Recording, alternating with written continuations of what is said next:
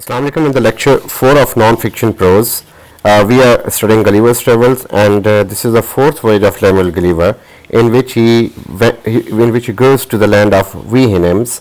So that is land of horses, where he meets two races, Houyhynhyms horses and Yahoos, which are monkey-like human beings. So this is Jonathan Swift, the writer of the famous prose work Gulliver's Travels. So Swift is often alleged as misanthropist, but after the deepest study of the play, we come to know that it is not Jonathan Swift who is misanthropist, rather it is his character, Lemuel Gulliver, who is misanthropist by the end of Gulliver's Travels. So in the beginning or till the third voyage, he is not misanthropist and is rather protecting human beings, or rather he is protecting humanity. But after this fourth voyage, he becomes misanthropist, and he realizes that whatever has been happening is, or whatever people have been saying of different lands about humanity, they were very correct, and it is rather humanity that has gone beyond the level of animals even. So it is Gulliver who is misanthropist, not Swift, because misanthropist is a person who hates humanity. So a person who hates someone else, he doesn't even want to mentor him or criticize him or like amend him rather. But Swift is writing Gulliver's Travels and his other works too. So if he was misanthropist, he would not have written all this. So this shows that he was didactic, he wanted people to mend themselves. So he was not misanthropist, rather he was a philanthropist who was working for humanity. The fourth voyage in Gulliver's Travels marks the climax of the book. This great section has provoked violent attacks on Swift and his book. The reason for these attacks is that this proportion of the book has been misunderstood. This portion has offended the unreflective and pious Christian, the sentimentalist, and the optimist. According to Thackeray, another great writer, the meaning of this part of book was man is utterly wicked, desperate, and imbecile, and his passions they are rather monstrous, and his boosted power mean that he deserves to be the shame of brutes, and rather ignorance is better than his wanted reason. So Thackeray here adds that it is Yahoo language, a monster gibbering shrieks and gnashing imprecations against mankind, filthy in the word, filthy in thought, furious, raging, and obscene. The view that Swift was a savage mind, embittered misanthrope, is largely based on his misinterpretation of the last voyage. Actually, the account of the last voyage is the work of a Christian humanist and a moralist. Rather, he is not misanthropist, he is a moralist, humanist. So, the sheer intensity and violent rhetoric of the voyage are overwhelming and may more paralyze the critical faculty of certain readers, that how come he is so against the mankind or humanity. Gulliver, in the frenzy of his mad misanthropy, has been too easily identified with Swift himself. Actually, Gulliver is speaking for himself and not for the Swift. A careful reading would reveal that fact, that Gulliver becomes the victim of Swift's irony, and he grows to hate the human race. The final pages of the book are grimly comic. So when we go through it, we will see what happens in these chapters of Voyage 4. So Gulliver departs on another voyage, and he stays in England for 5 months. Then a ship called Adventure, and when he goes there, he realizes the members of the crew are pirates, and they bind his hand and feet, and Gulliver is put down on 9th May 1711, and he is left in some unknown area. When Gulliver reaches there, he is attacked by some different kind of species who may be called a mixture of human being and a monkey. So but compared to human beings, they're naturally brutes and wild. So Gulliver is now afraid of their long nails and their sharp teeth. So he wants to be saved from those things. But at this moment, a horse intervenes, and he saves him from those brutal things or brutal beings. So those brutal beings are quite submissive to those horses, as if they're working as slave to those horses. So horses have some different and some dignified place in that society. So this is what Gulliver learns there. And when the horses save him, and from their discussion, Gulliver comes to realize two words: Yahoo and Houyhynhyms. So both the horses were speaking these words all together. So Yahoo is a word that was created by Jonathan Swift, and this is his contribution to the English language, that first, because of him, this word came into existence.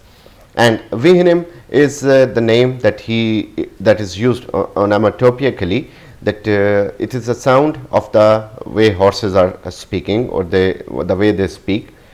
So both the horses are speaking these two words. Why? They are speaking these two words because they're confused.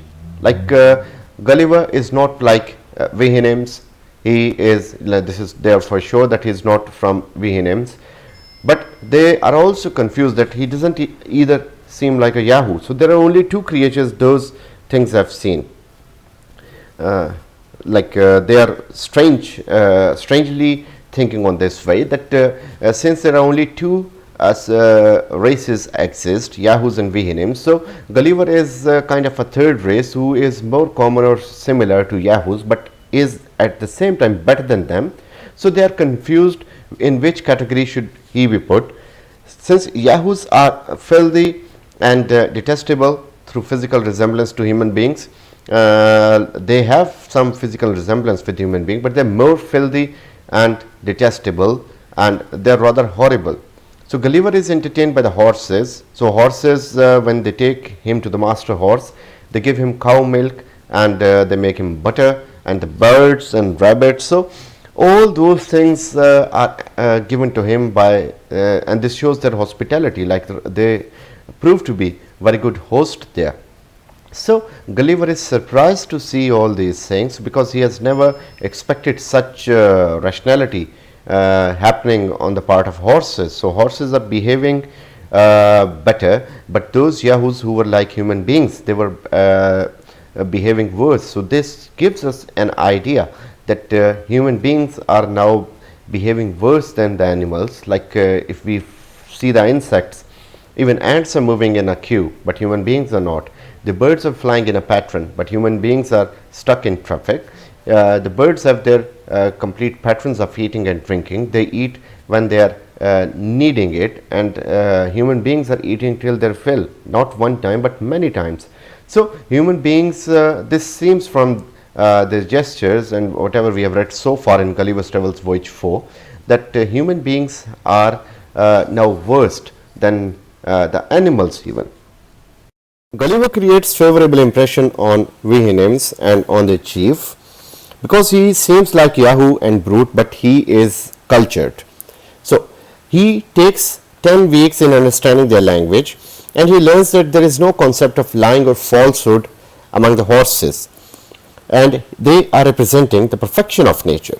So Houyhynhyms looked Gulliver as wonderful Yahoo who learnt the language and who showed us a sign of rational faculty. So to them, Gulliver was at all a Yahoo, having mental faculties and dress-up sense. One was the reason that Yahoos did not wear clothes, but Gulliver was wearing one. So he accounts some other features of life of his countrymen to the horses.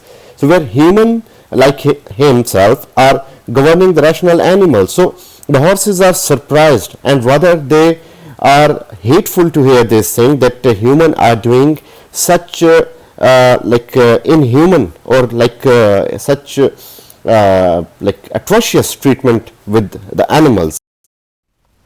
So Gulliver's account difficult for Houyhynhym to believe. the way he tells them about London and the scene there and the way people are living and the way people are behaving and the way people have the animals, especially horses, whom they use to drive the carts. So they tend to know that they are exploiting the animals, especially the horses. So they Houyhynhyms are shocked to know all this. He also tells them how horses are treated in his country, and Master Horse feels insulted on this because he has never known that horses should be used for this reason, that they are a beast of burden and they are so much exploited by human beings. So he does not like the fact Master's criticism on Gulliver and his countrymen. So he criticizes vehemently Londoners and all the Europeans, and he tells Gulliver that you people are sick and you people are like living a very wretched and miserable life, and you are living a life which we are not accepting, and we don't have concept of those things here in the land of Houyhynhyms. He also gives the description of Gulliver's country, and he says that whatever you are mentioning is gambling, forgery, rape, robbery. So this is what I understand from your word. So if you remember what conclusion was given by the Brobdingnagian king to Gulliver, that after he said, listening to all your speeches of England, I come to know that it is all about banishment, forgery, rape, murders, massacres, and he said that you are such an insect that nature ever suffers to crawl the surface of earth. So these were his conclusions. So at that time Gulliver was not convinced by this idea that someone should talk about humanity in such ways. Rather, he was protecting, he was telling all those incidents of war and about England's being queen of the sea and about England as a superpower of the world. So he wanted to influence the king of Brobdingnag and he wanted to impress him, but rather the Brobdingnagian king was horrored and he did not like the idea, and he said that you are entertaining inhuman ideas. So the same is now given here by the Master Horse here. So he is concluding the city or land of Gulliver as a land where there are so many vices, because he is comparing and he cannot unlearn this idea that Gulliver somehow resembles a Yahoo. So Yahoos are the wickedest our nature, they like Houyhynhyms have seen. So the Yahoos constitute the most powerful single symbol in the entire work of Swift. They do not represent Swift's view of man, they rather represent Swift's view of the bestial element in man, like bestial like an element, and this makes them irrational, and this is the reason why the Houyhynhyms classify Gulliver with the Yahoos, because they consider that he wears clothes, otherwise he is just like them. This is why a female Yahoo wishes to copulate with him. That is why, despite his instinctive shrinking from them, Gulliver has to admit with shame and horror that he is more like a Yahoo than like the Houyhynhyms. He wants to be like them, but he admits that he resembles more with Yahoos than Houyhynhyms. And because of his neglect or misuse of human reason, the European man has sunk nearer to the Yahoo pole of his nature then he has risen toward the Houyhynhyms people. That people, because of their bad habits, bad actions and bad deeds, they have travelled more towards the Yahooism rather towards the Houyhynhyms people. And then we are also noticing in this that the seeds of human society and of human depravity as they exist in Europe are clearly found in the society and conduct of Yahoos. Gulliver looks into the ugly abyss of human nature, unlighted by the frail light of reason and of morality, and the sight deprives him mad. He tells the causes of war in European countries, the corruption of ministers and sometimes king's ambition, and difference in opinion that cost million lives. King fights with another on account of fear that other would fight him first because enemy is too strong, sometimes enemy is too weak. So Gulliver tells everything about his country, all the things that are happening there, the legislative system and the treasons and the weapons of mass destructions.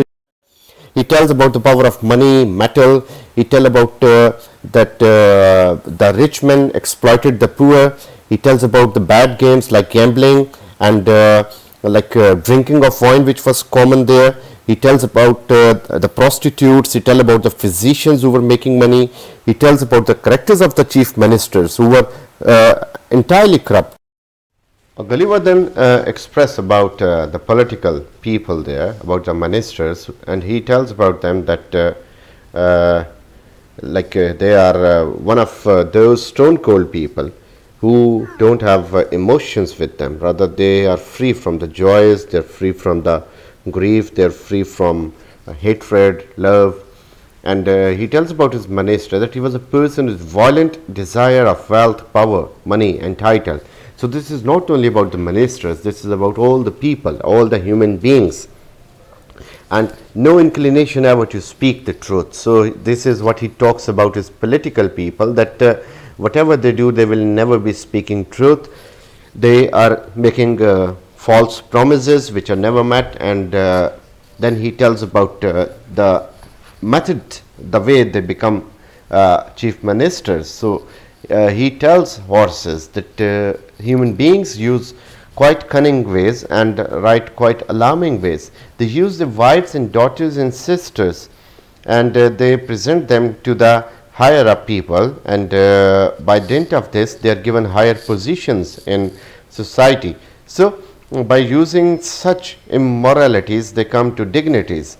So Bacon says that by indignities men come to dignities. This is by Francis Bacon, who talks about the same society. So the same society is being criticized by Jonathan Swift as well, that people use their own relations to reach certain positions. And since literature is universal, this is not only limited to that society. This has been there where aristocracy has ruled, where people have passion to come up and then betraying and undermining predecessors. So they have been betraying or undermining the people who brought them up, the people who gave them birth. So they are against them and they are always talking against them. They have been putting all the blames on them. He displays furious zeal in public assemblies against the corruption of court. So he tells openly that even the court system, the judicial system is not avoiding any corruption. So it is having great corruption in its system. Chief Minister always tried to preserve his power of bribing the majority of the Senate people. And he also tells that there is horse trading. People are purchased, like votes are purchased there. Chief Minister purchases the people to vote in his favor so that he may be elected again and again. So this is the height of corruption in assemblies, and these people are ruling the country, so the rule must be unjust. He talks about the marriage that is done for the sake of money.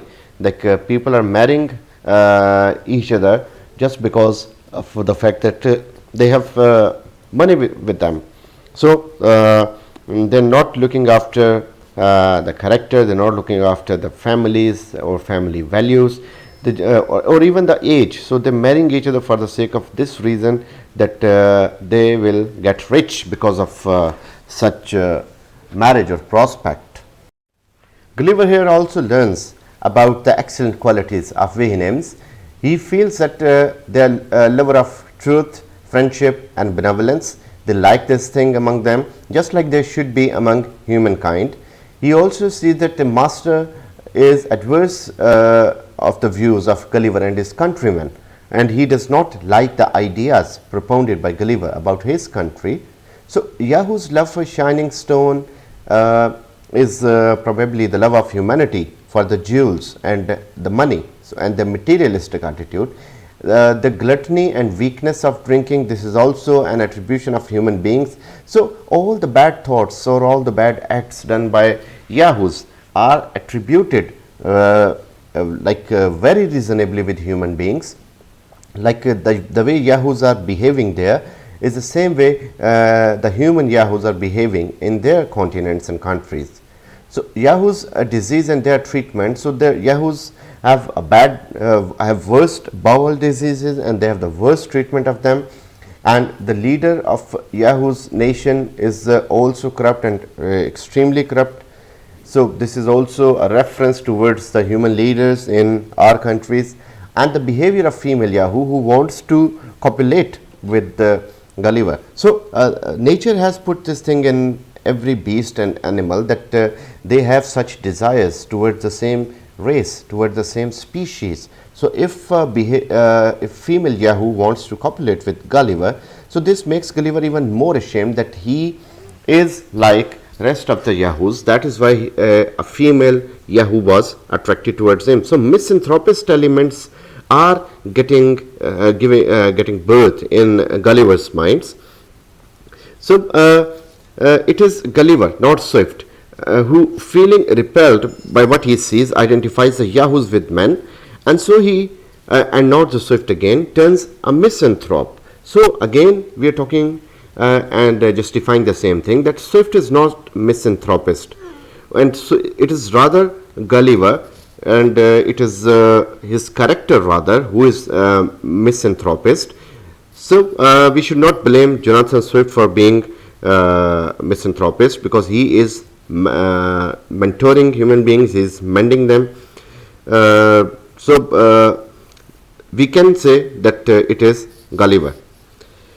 And furthermore, we can learn from these lines that Gulliver cannot be like Yahoos. He does not want to be like Yahoos because he has some rationality in him.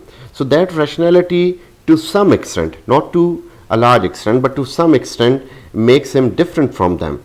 But at many such instances, he proves to be Yahoo, because he has the same physique, he has the same hairy body, and he has the same traits. He walks on two legs. So all these things bring Gulliver close to him.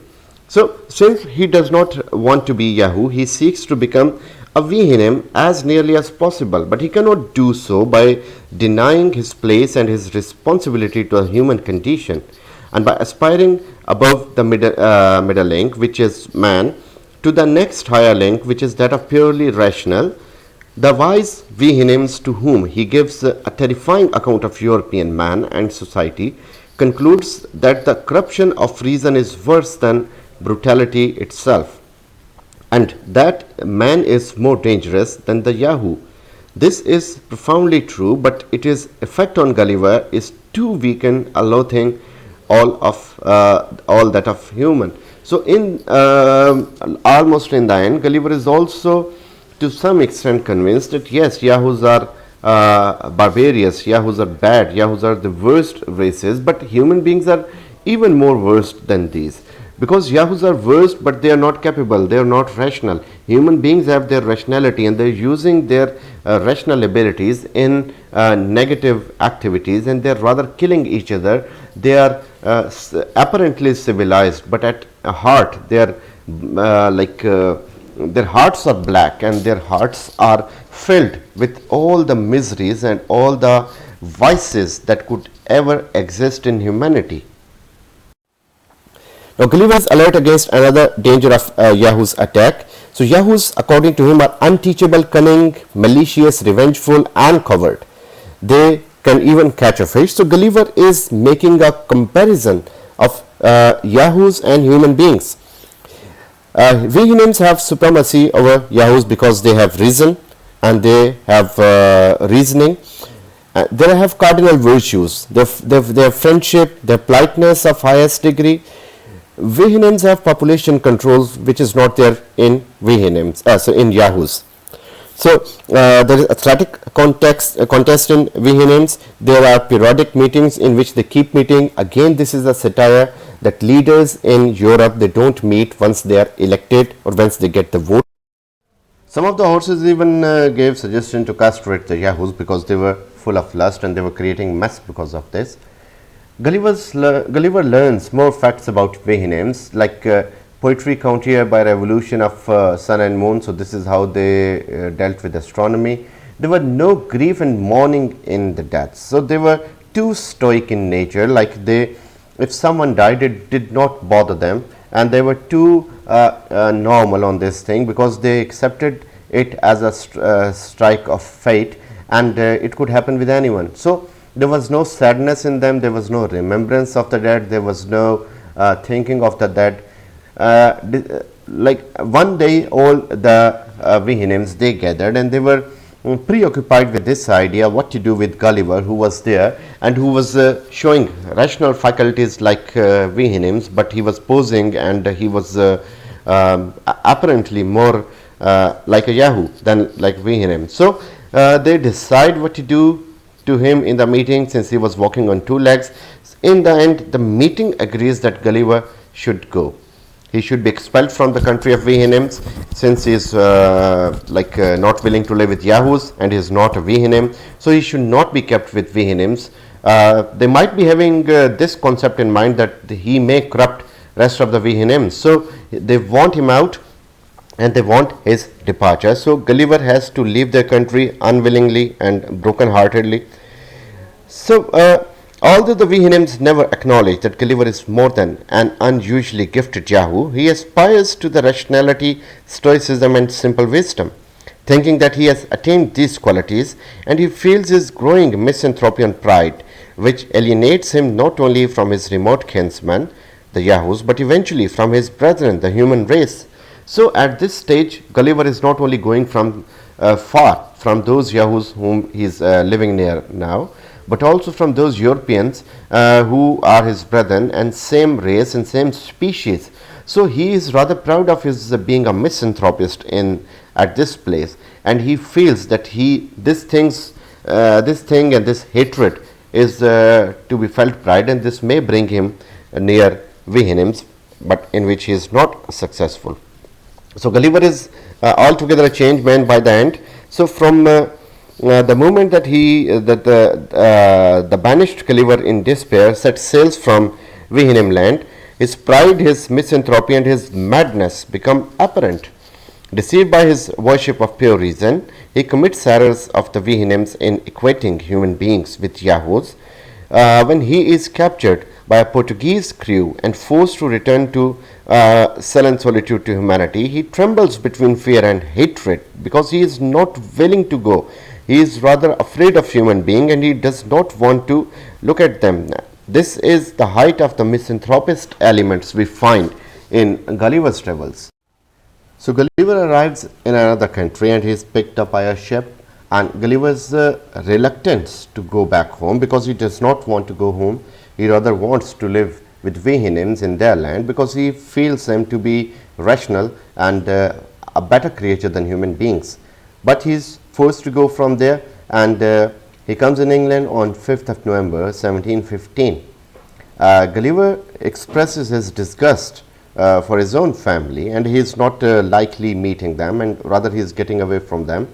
He buys for himself 2 young horses because he knows their language now, and he spends rest of his lifetime talking to them and tending them. Rather, he is serving them because he knows that they are better, they are rational, and they are superior to human beings. So the primary symbol of this voyage have been totally misunderstood. The Houyhnyms have been regarded as Swift's ideal for man. That is why he buys 2 horses. And the Yahoos have been identified as his representation of what men are in actual fact. That is why he is having disgust not only for his family but also for rest of the human beings. So he is away from all of them.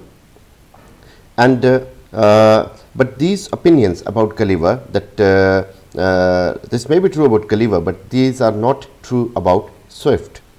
In the first 2 voyages, Gulliver is shown uncomfortably situated on in such a state between very small people and very large people, those of Lilliputians and Brobdingnagians.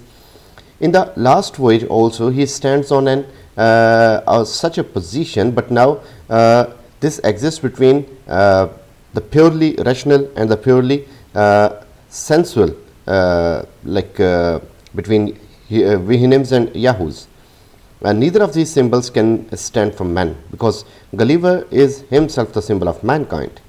Unfortunately, Gulliver shares somehow in his nature of both extremes.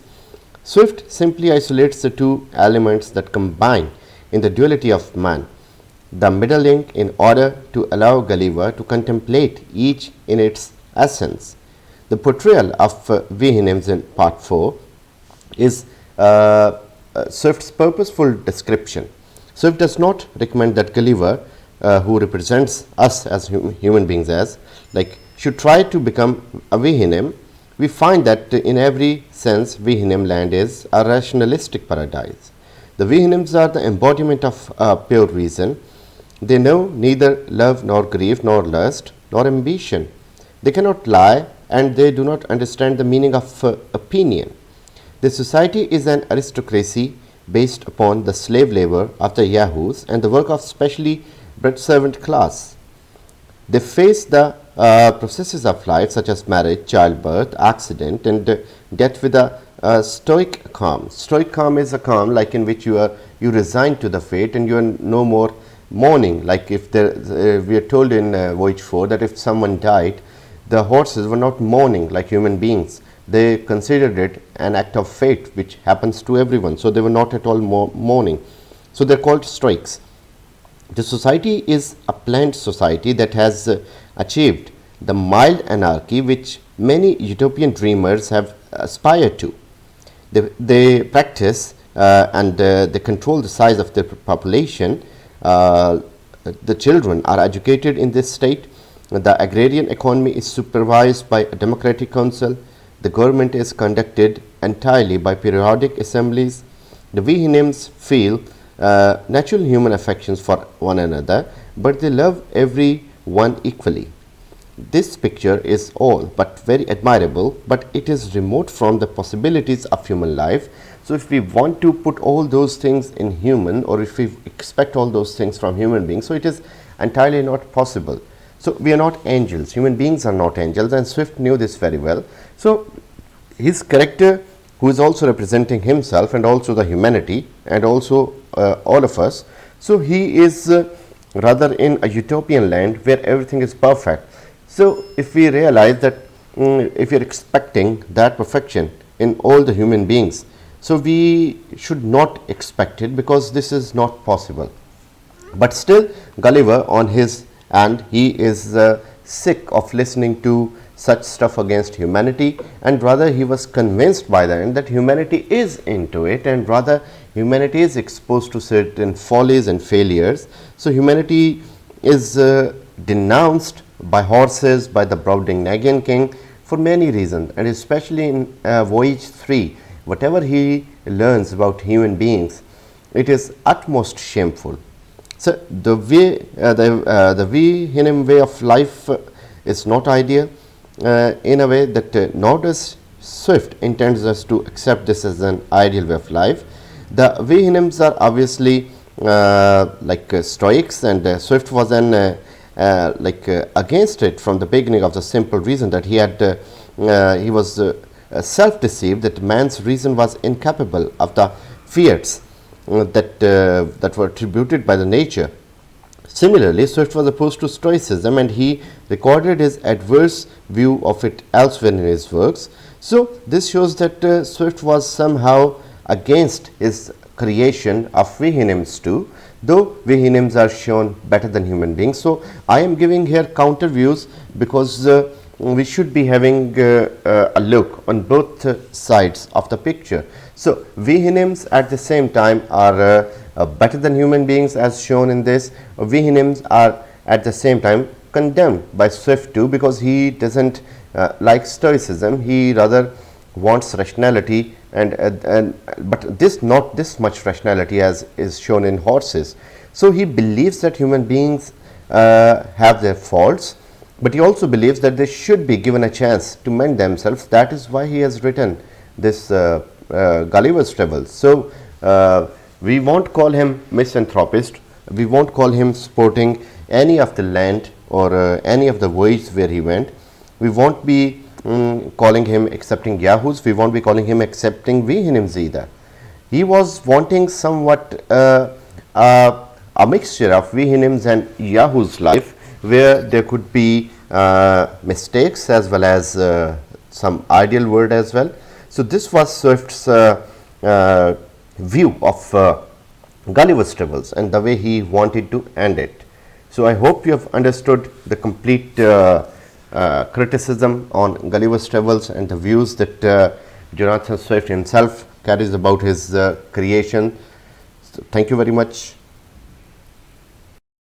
These are the references which are used, like this is a material that has been used in the making of this video lecture of Gulliver's Travels. So you can go through it, and these links are quite good for better reading and further reading on Gulliver's Travels. I'll conclude with saying this, that Gulliver's Travels is a fancy tale for children, but at the same time it is a bitter satire.